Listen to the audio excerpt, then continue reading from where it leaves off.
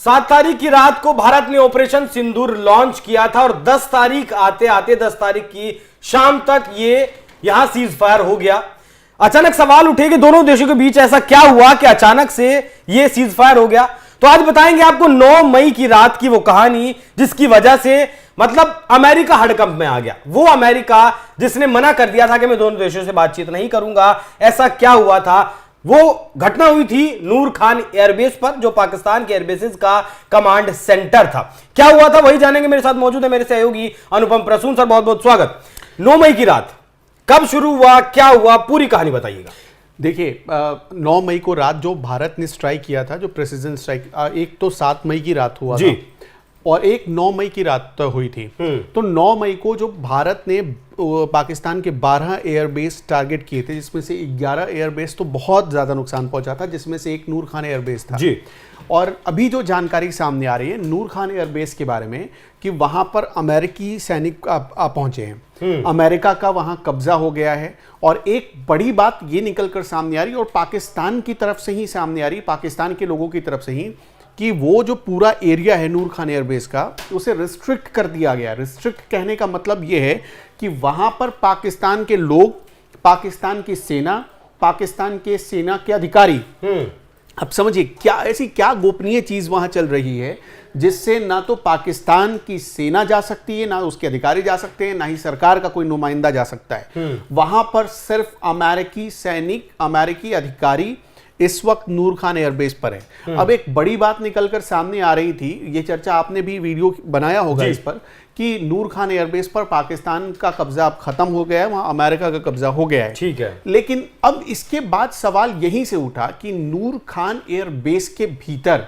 अमेरिकी सेना, अमेरिकी अधिकारी, और जो एक बड़ी जानकारी सामने आ रही है कि लॉकहीड मार्टिन से जुड़े कई अधिकारी पहुंचे हैं वहां पर।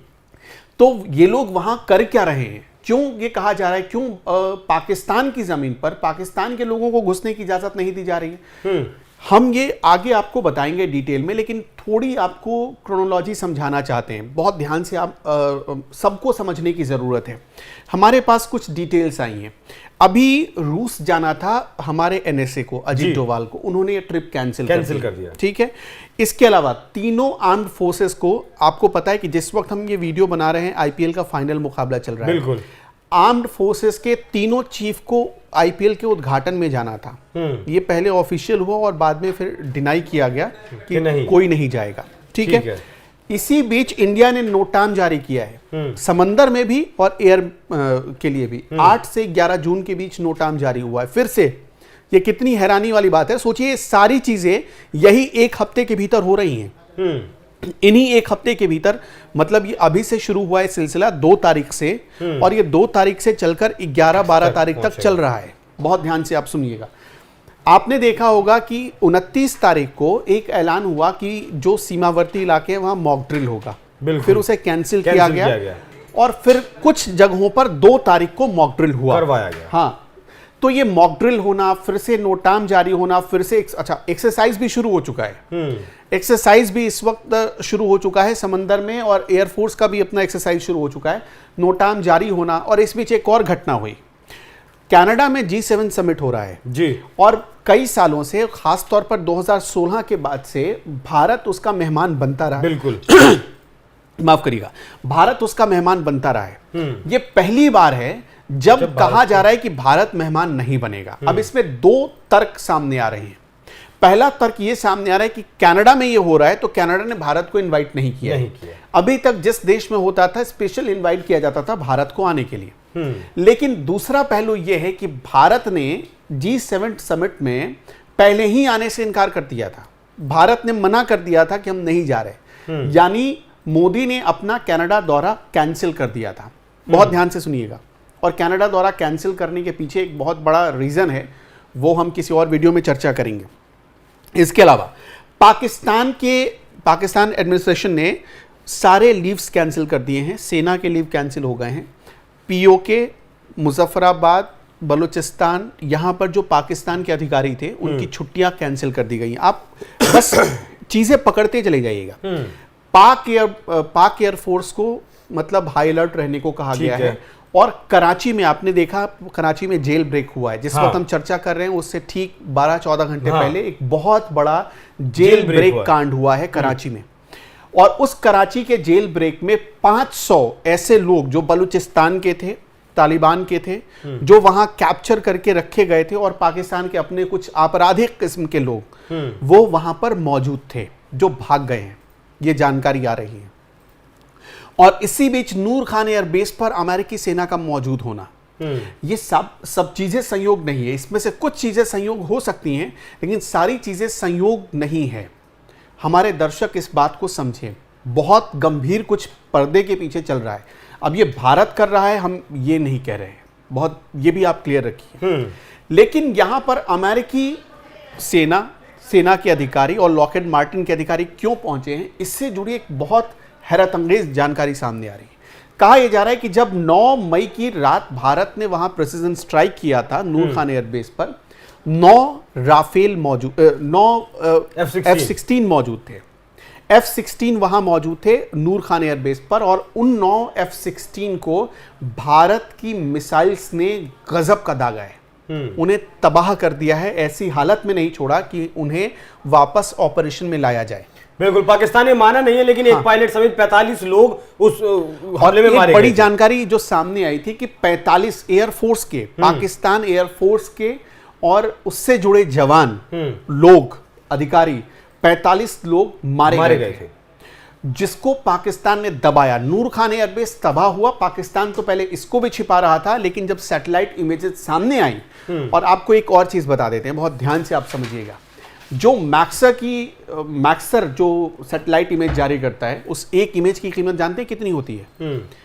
जैसे आप ये देख रहे हैं ना, ये मैक्सर ने जारी किया, यहां पे आप देख रहे होंगे, ये मैक्सर ने जारी किया है बिफोर और आफ्टर की। और इस देखिए मैक्सर, अब यहां और क्लियर है, ये मैक्सर ने जारी किया है।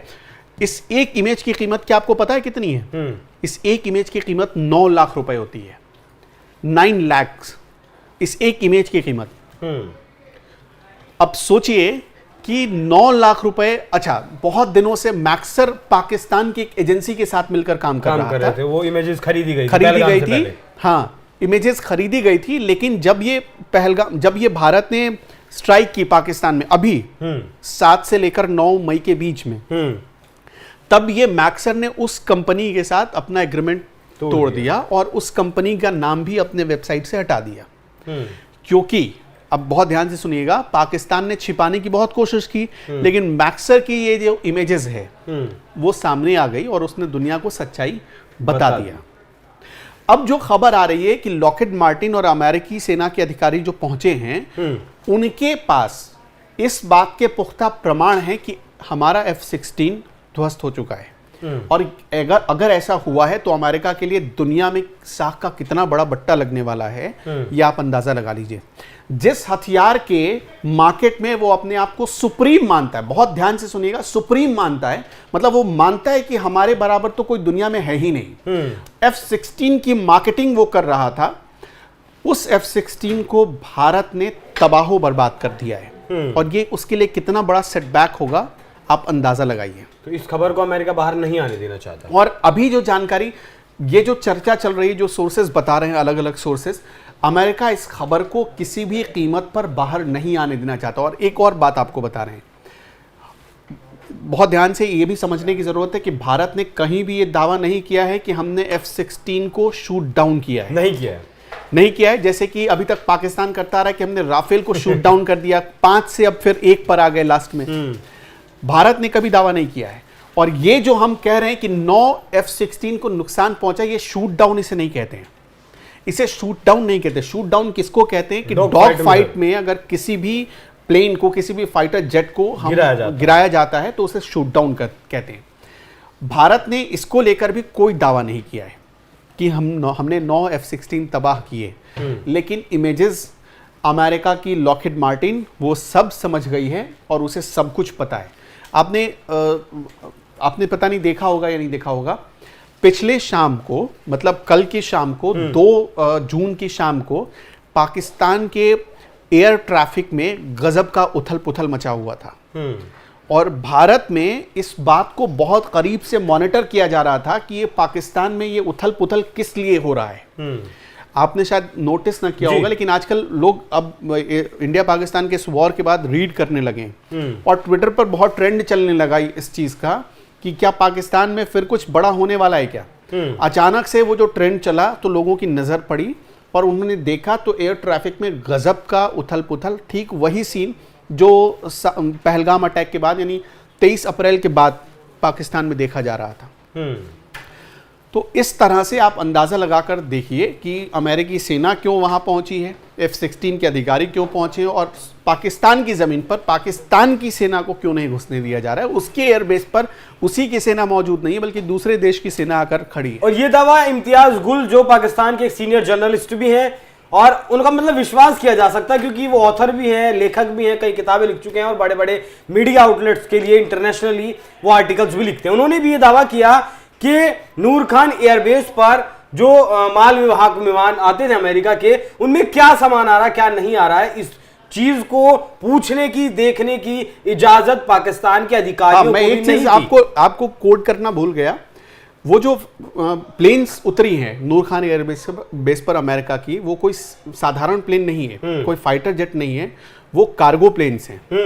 और कार्गो प्लेन्स में क्या आ सकता है अमेरिका से और नूर खान एयरबेस के लिए क्या आ सकता है, आप अंदाजा लगा कर देखिए, सोच कर देखिए। बड़ा सवाल है अपने आप में कि क्या आ सकता है।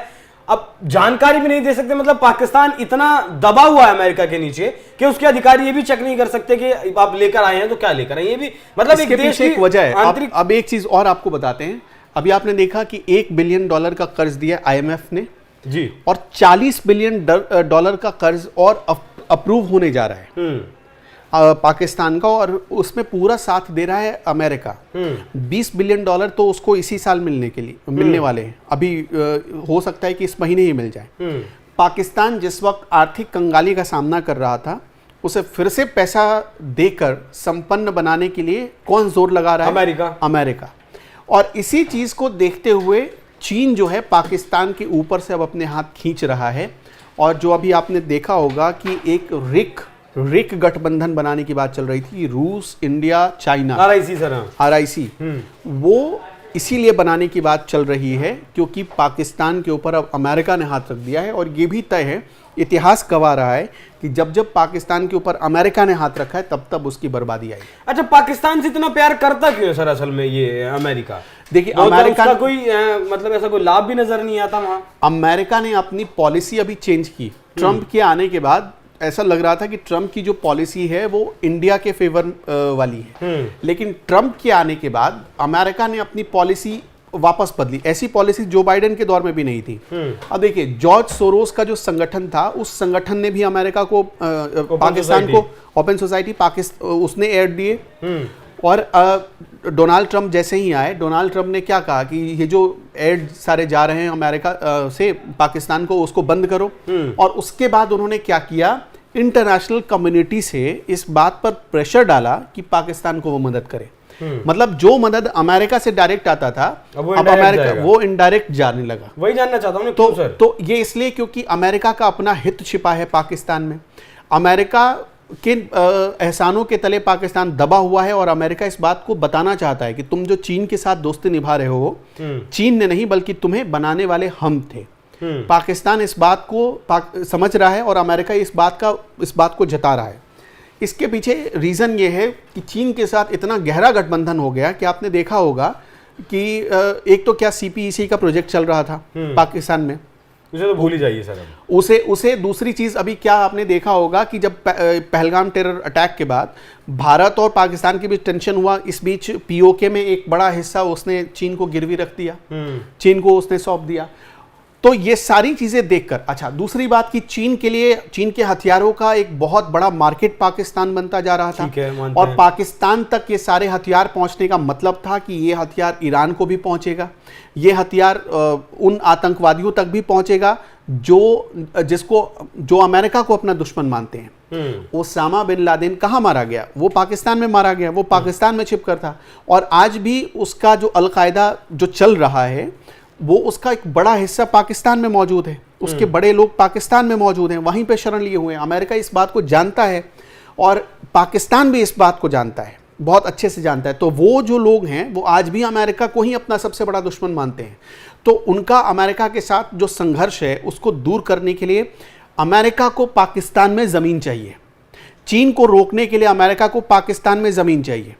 अब जैसे बांग्लादेश में जब अमेरिका ने अपना बेस बनाने की कोशिश की तो वहाँ पर अभी भी बहुत सारी रुकावटें हैं। आपने देखा कि अचानक जैसे ही अमेरिका के सैनिक आए थे, पिछले महीने आए अमेरिका के सैनिक बांग्लादेश में, जैसे ही उन्होंने एंटर किया फौरन चीन ने बांग्लादेश को बुलाया। और बांग्लादेश को बुलाते ही चीन ने क्या किया कि जितने सीमावर्ती इलाके, सिर्फ भारत ही नहीं, हमने चर्चा की थी कि भारत के आसपास चीन जो है अपने 6 एयरबेस एक्टिव करने जा रहा है, जो पुराने थे, बहुत पुराने थे, सालों पुराने। लेकिन ऐसा नहीं था। चीन ने वो सारे अपने जो सीमावर्ती इलाके थे बांग्लादेश में, और जो चीन से ऐसा लगता था कि उसके रडार में आ सकते हैं, वहां उसने अपने जो पुराने एयरबेस थे उनको एक्टिव करना, उनको एक्टिव करना शुरू कर दिया। वो सबसे ज्यादा, भारत से भी ज्यादा बड़ा खतरा अपने लिए अमेरिका को मानता है चीन। और अमेरिका पूरी निगरानी रखना चाहता है चीन क्या कर रहा है। चीन को रोकने के लिए अमेरिका को ऐसे बेस चाहिए जो पाकिस्तान को वो कर्ज दिलवाकर हासिल कर रहा है। और चीन और अमेरिका दोनों भिड़ेंगे, ये भी तय मानिए, और ये भिड़ने वाले हैं पाकिस्तान में ही।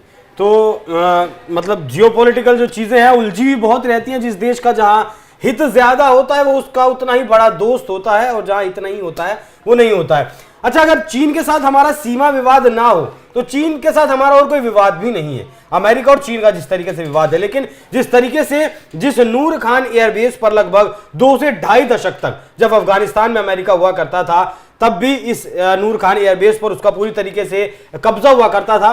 और अब एक बार फिर से अमेरिका का यहां एक्टिव होना, सर ने जैसे बताया कि संयोग तो नहीं हो सकता, अब प्रयोग क्या चल रहा है वो देखने वाली बात होगी। बाकी उस प्रयोग से जुड़ी जो भी कुछ जानकारी हम तक पहुंचेगी हम आप तक उसे जरूर साझा करेंगे। बाकी सर बहुत बहुत शुक्रिया आपका। दर्शकों, आपको राय कैसी लगी, आपको ये चर्चा कैसी लगी, कमेंट कर जरूर बताइएगा। नमस्कार।